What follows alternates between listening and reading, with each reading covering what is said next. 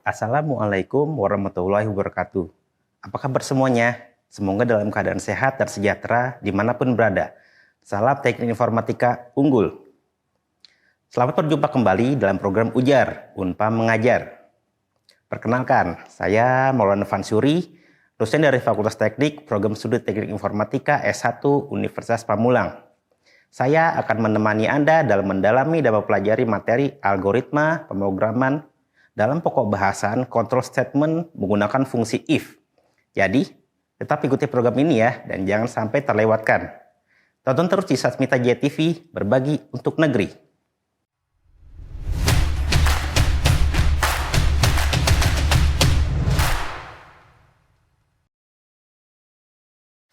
Pada pertemuan ini, saya akan menyampaikan pembahasan tentang control statement menggunakan fungsi if, yang terdiri dari definisi control statement if, penggunaan logika dengan fungsi if, serta studi kasus pembuatan program menggunakan fungsi if. Semoga setelah menonton video pembelajaran ini, kalian mampu memahami dan dapat menggunakan control statement menggunakan fungsi if dalam bahasa pemrograman.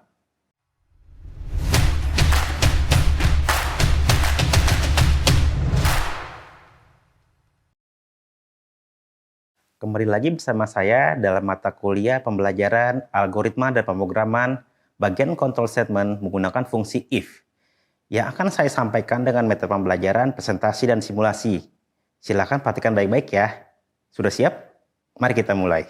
Teman-teman mahasiswa, control statement if adalah statement pembuatan keputusan paling simpel.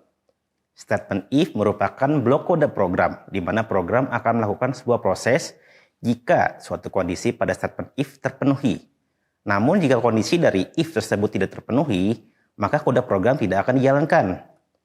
If merupakan bagian dari statement yang mengatur tentang jalannya program.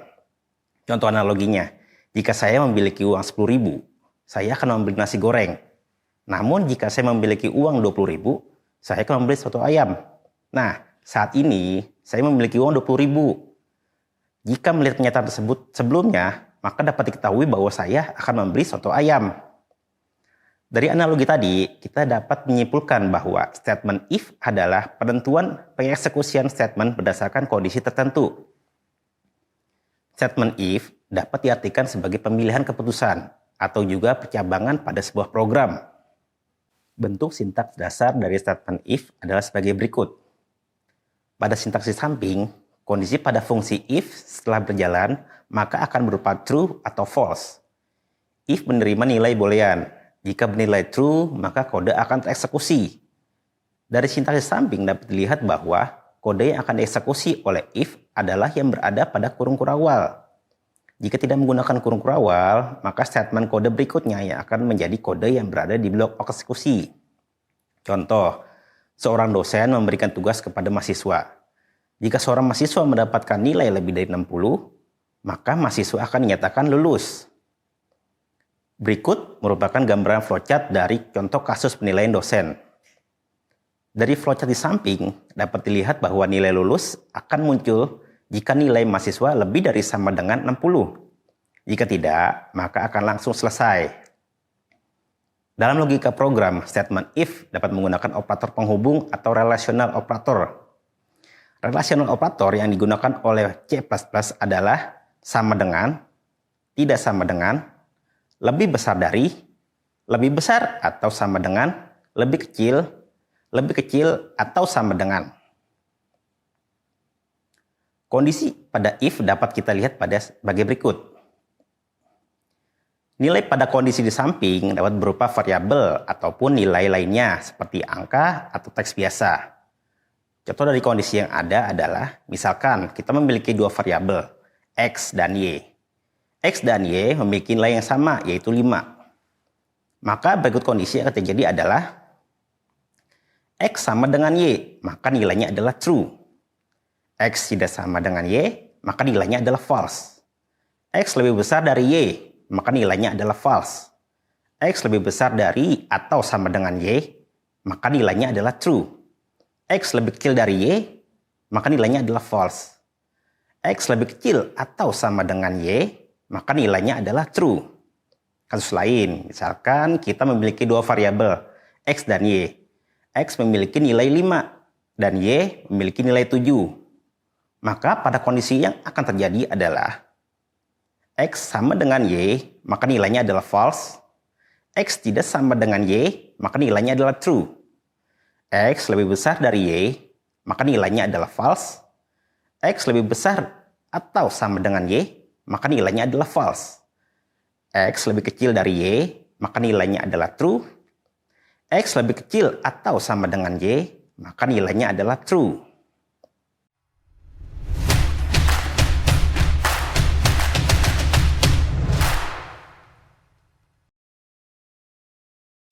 Teman-teman mahasiswa, selain operator penghubung atau relational operator, if juga dapat menggunakan logical operator jika memiliki dua atau lebih kondisi yang harus dijalankan.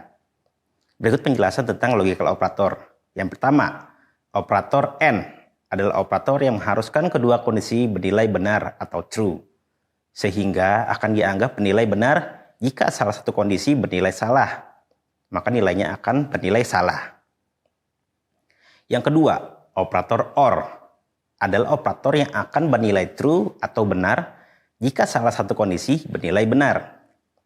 Yang ketiga, operator NOT adalah operator yang mengembalikan nilai. Contoh, jika kita mempunyai variabel X yang bernilai false atau salah, maka jika not X akan menjadi nilai true.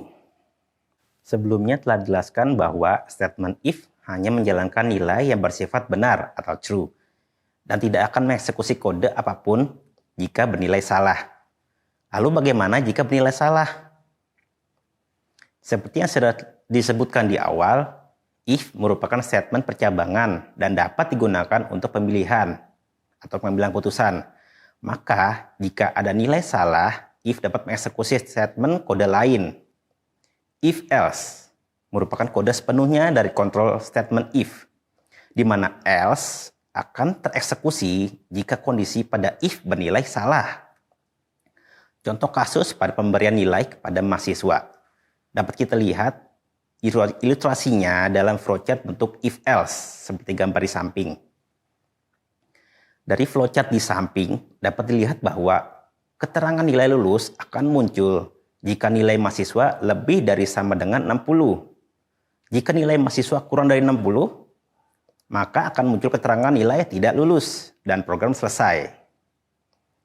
Nah, itu tadi penjelasan mengenai fungsi flowchart pada if else. Selanjutnya, pada gambar di samping dapat dilihat bentuk sintaks dasar dari if else pada bahasa program C++. Pada sintaks di samping, kondisi pada fungsi if setelah berjalan maka akan berupa true. If menerima nilai true, maka kode yang akan dieksekusi oleh if adalah yang berada pada kurung kurawal di bawah if. Jika kondisi if tidak terpenuhi, maka program akan berlanjut ke fungsi else. Else adalah kondisi jika fungsi if tidak terpenuhi atau kondisi bernilai false. Maka kondisi yang akan dieksekusi oleh else adalah yang berada pada kurung kurawal di bawah else.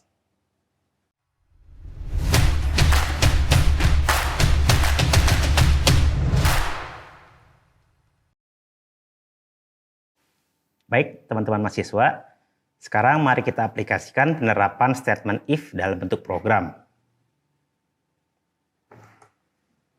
Kita buka kembali aplikasi Dev C++, kemudian kita buka lembar kerja baru. Pertama ketik file, new source file.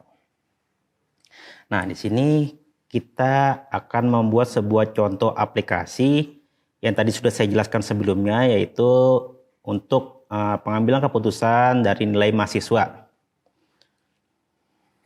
Kita masih menggunakan file header include iostream untuk bisa menggunakan fungsi set-in dan set-out.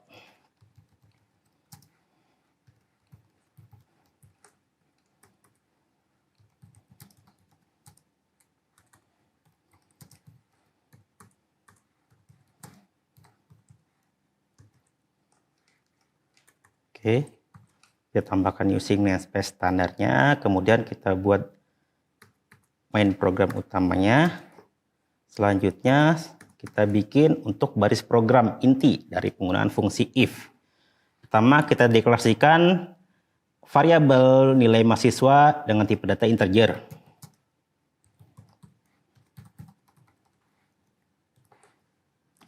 Selanjutnya, kita akan melakukan fungsi bagaimana user bisa menambahkan nilai mahasiswa ke dalam program.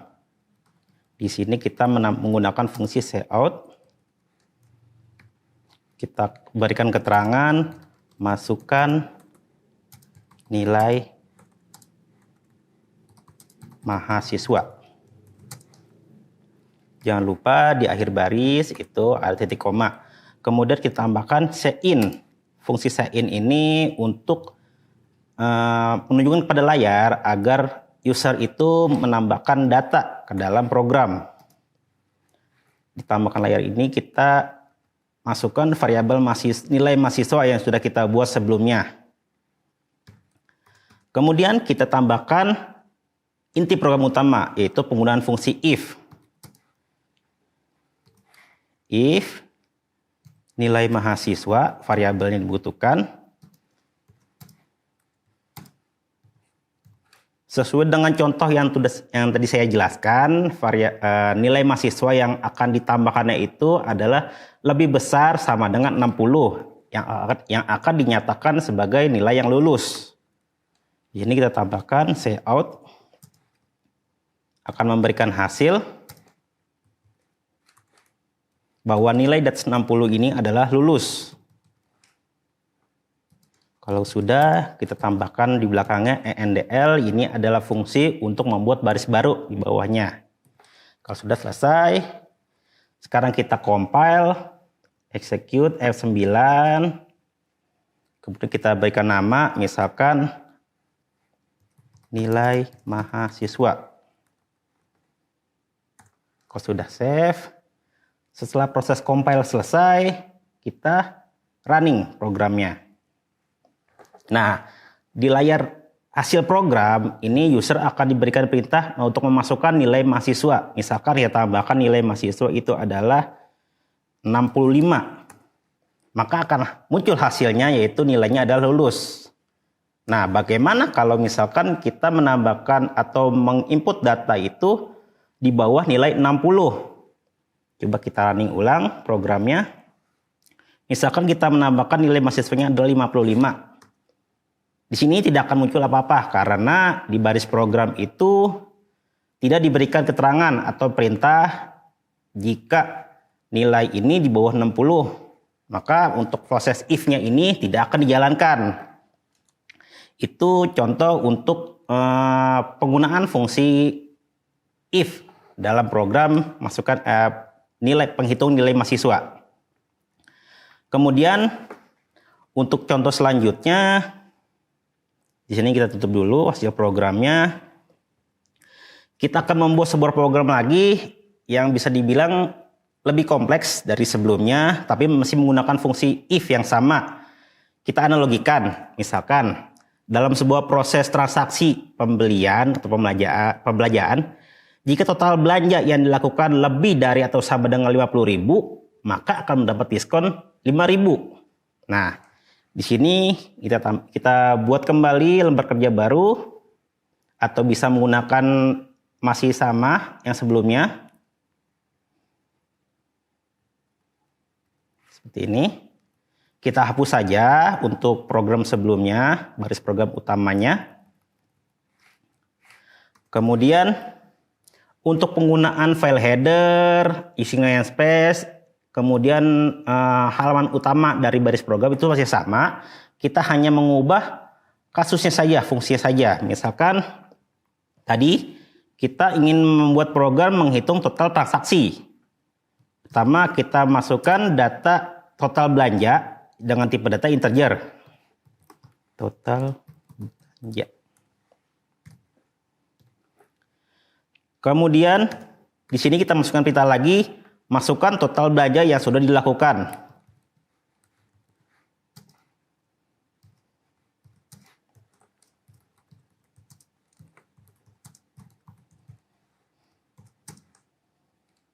Kemudian saya tambahkan lagi fungsi cin agar user bisa menambahkan nilai ke dalam program. Variabel yang digunakan adalah total belanja. Nah, kemudian kita tambahkan fungsi utama yang menjadi fokus utama kita pada materi ini, yaitu fungsi if. If jika total belanja lebih dari sama dengan 50.000, maka kurung kurawal, di sini kita ketik keterangan.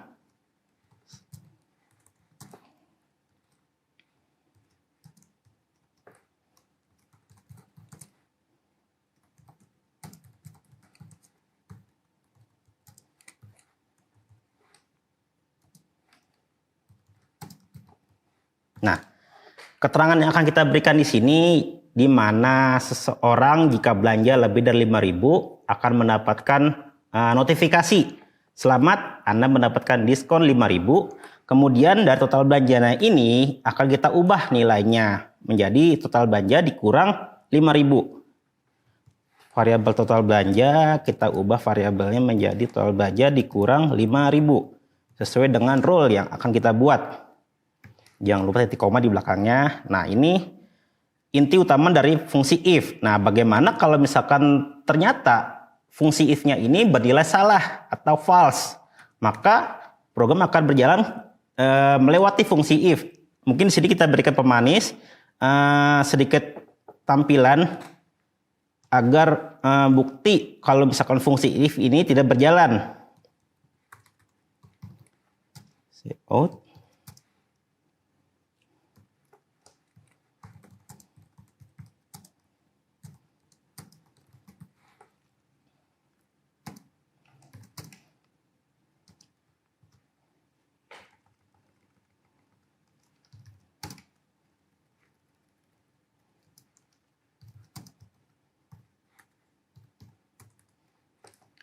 Kemudian saya tambahkan lagi mungkin sedikit keterangan ya.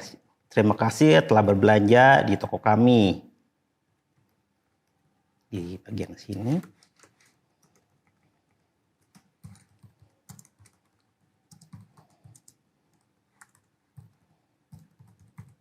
Di toko kami. Kalau sudah kita jalankan. Tapi jangan lupa ya, ini kita compile ulang. Karena jika tidak compile ulang, ini masih akan berjalan menggunakan program nilai mahasiswa yang sebelumnya kita buat. Jadi kita compile kembali, execute compile. Jika sudah sukses dan menunjukkan errornya 0, kita running programnya. Nah, masukkan total belanja. Kita ibaratkan sekarang kita belanja, total belanjanya adalah 55.000. Di sini akan muncul keterangan, selamat Anda mendapat diskon 5.000. Total belanja Anda menjadi 5.000. Yang awal 55.000 dikurang 5.000 menjadi 5.000. Ini kita lihat berarti bahwa fungsi if ini benar ya bekerja bisa mengurangi variabel yang ada. Nah, bagaimana caranya kalau misalkan fungsi if ini menerima data atau nilai yang bernilai false atau salah? Kita running ulang lagi, execute, running. Misalkan kita berikan nilai itu total belanja adalah 45.000. Karena tadi kan batasnya itu total belanja yang bisa mendapatkan diskon adalah 50.000. Kita enter. Di sini akan muncul keterangan total belanjaan Anda adalah 45.000. Bisa dilihat di sini total belanjaan awal dengan total belanjaan akhir tidak mengalami perubahan. Dengan kata lain, fungsi if di sini bernilai false atau fungsi if ini tidak bekerja karena mendapat nilai yang salah atau false. Oke. Untuk contoh selanjutnya. Tadi untuk contoh pertama dan contoh kedua. Untuk contoh pertama dan contoh kedua itu kita menggunakan fungsi if. Nah, sekarang kondisinya bagaimana kita menggunakan fungsi if dan else. Nah, untuk contohnya ini kita kembali lagi nih ke program kita sebelumnya. Program kita sebelumnya itu kita menggunakan fungsi if jika nilai mahasiswa itu lebih dari 60 akan nyatakan lulus. Tapi kalau misalkan di bawah 60 hasilnya tidak muncul keterangan apapun di layar. Nah, kita sedikit tambahkan nih untuk fungsi program input nilai tadi. Bagaimana kalau misalkan nilai mahasiswa itu 55, kita kasih keterangan kalau mahasiswa ini tidak lulus. Kita bikin lagi programnya. Ini kita masih sama menggunakan file yang ada aja, karena untuk file header, using namespace-nya masih kita gunakan yang standar. Kita break lagi, penambahan nilai mahasiswa. Kita bikin variabel nilai mahasiswa. Kemudian cout kita berikan perintah masukkan nilai.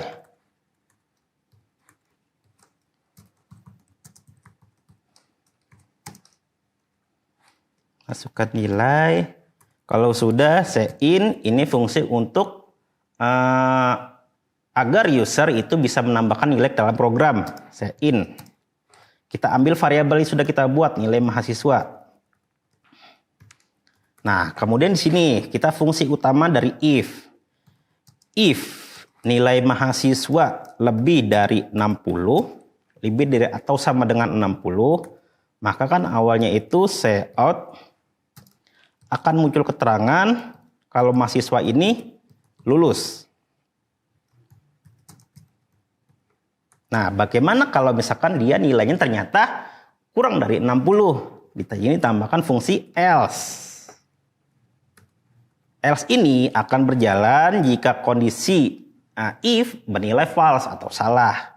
Di sini kita kasih keterangan cout menunjukkan bahwa nilai mahasiswa ini tidak lulus. Kalau sudah, kita tambahkan kembali endl untuk membuat garis baru. Di sini sudah selesai penggunaan fungsi if dan else. Mari kita jalankan. Jangan lupa kita compile dari awal agar program tidak berjalan menggunakan program sebelumnya yang sudah di-compile. Kemudian kita running. Nah, coba kita gunakan misalkan fungsi nilainya itu adalah 65. Fungsinya lulus. Nah, bagaimana nih kalau misalkan kita menggunakan fungsi tadi di bawah 60? Misalkan kita nilainya 40, akan muncul keterangan tidak lulus. Begitu adalah cara kerja penggunaan fungsi if else dalam sebuah program.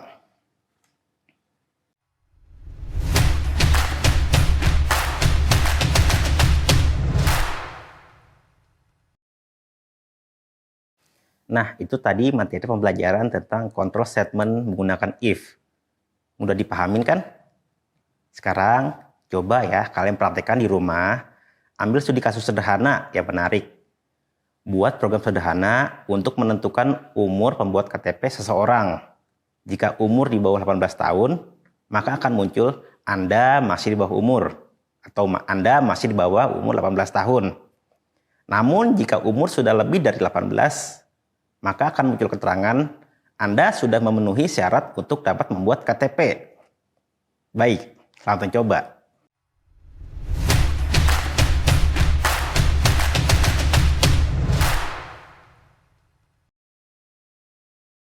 Baik teman-teman semuanya, kunci untuk bisa memahami control statement menggunakan fungsi if adalah dengan sering berlatih.